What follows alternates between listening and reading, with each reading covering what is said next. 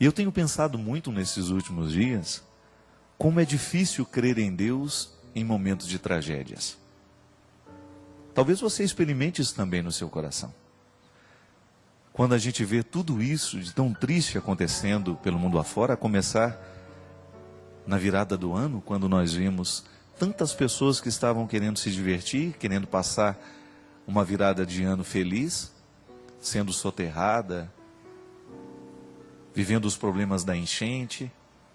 E agora, nessa semana, essa tragédia tão terrível que está massacrando o coração da humanidade, com cenas tão fortes, com cenas tão difíceis de serem vistas.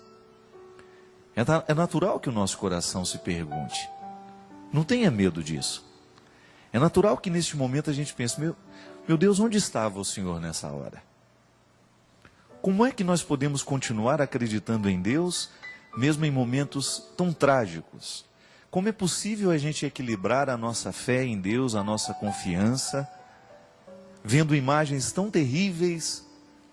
Como é possível acreditar na misericórdia de Deus, na bondade divina, tendo que acompanhar os noticiários nos últimos dias? Minha gente, eu ousaria dizer que nem sempre na vida nós vamos encontrar as respostas que nós queremos.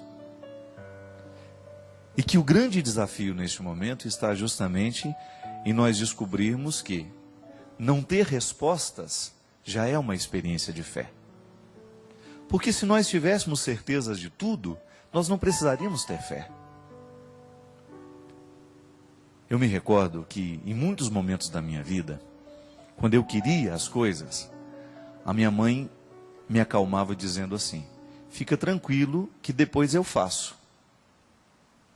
O meu coração de criança, que tanto queria o acontecimento, precisava se adequar àquela frase: fica tranquilo que depois eu faço, depois eu compro, depois eu te dou.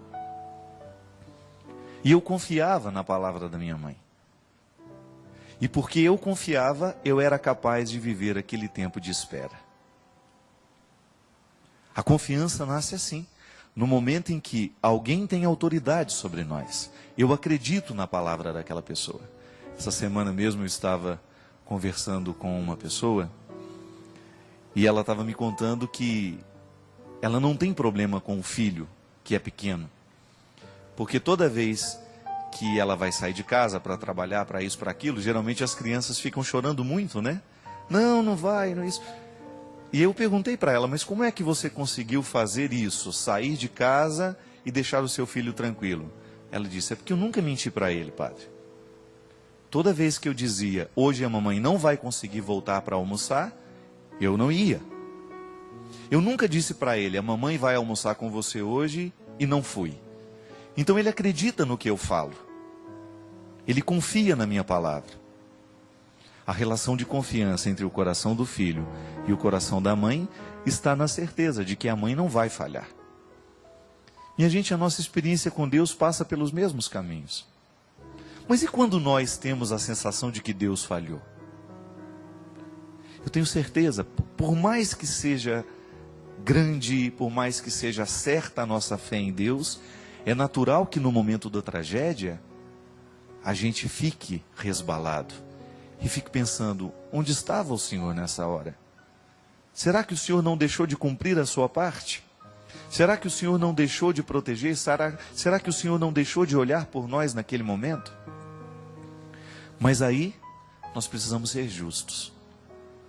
Nós precisamos nos reportar àquela certeza de que a vida segue um curso de liberdade e que muitas vezes a tragédia de hoje foi construída aos poucos pela incompetência humana, pela irresponsabilidade humana, e que Deus não pode intervir no processo da nossa liberdade.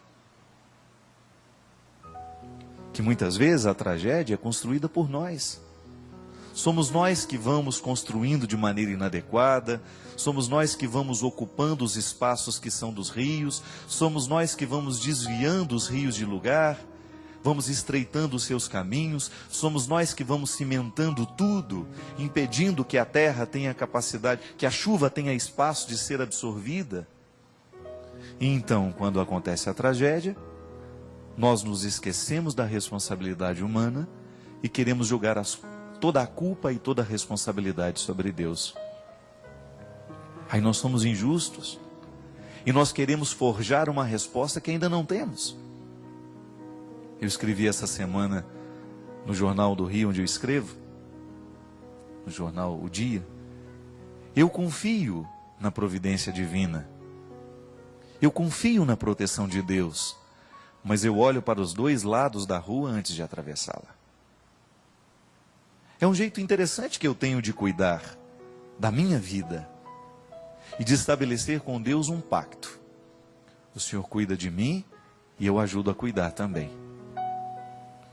Está na hora, minha gente, de nós começarmos a preparar a vida de um jeito diferente, com responsabilidade. Cada vez que a gente joga um lixo no rio, cada vez que a gente joga um lixo na rua, na hora que vem a chuva, esse lixo vai entupir algum bueiro, esse lixo vai impedir alguma passagem de água.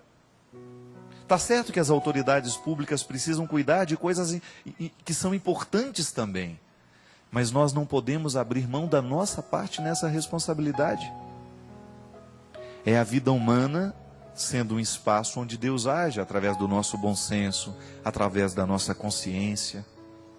Tem se falado tanto no mundo hoje, né? Minha amiga Célia Pimenta, lá de Belo Horizonte, uma advogada muito conceituada, com uma reflexão bonita sobre o consumo ético.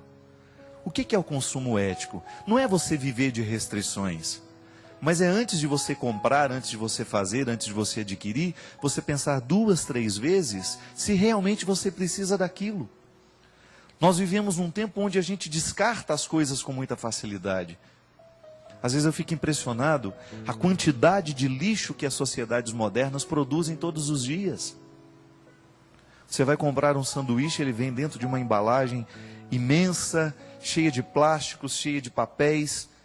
E aquilo, a duração, né, a utilidade daquela caixa, às vezes não dá 40 segundos. Isso é consumo ético. É quando você descobre que você pode viver com um pouco menos e que você vai viver bem do mesmo jeito. Que quando você abre a torneira lá da sua pia para escovar o dente, é consciente da sua parte fechar enquanto você escova os dentes. Que se tem algum vazamento dentro de casa, é preciso buscar arrumar aquilo, para que você não desperdice a água que o planeta precisa. Que é possível construir hoje com um pouco mais de consciência ecológica, o reaproveitamento da água, né? Buscar novas formas de consumir essa água com um pouco mais de consciência. Minha gente, as tragédias que muitas vezes acontecem no mundo são frutos das nossas incompetências. Nós tivemos aquele encontro lamentável em Copenhague, né? Onde queriam discutir os destinos do mundo. É o destino, é a nossa sobrevivência, é a sobrevivência do seu filho, que passa pelas decisões dos nossos governantes.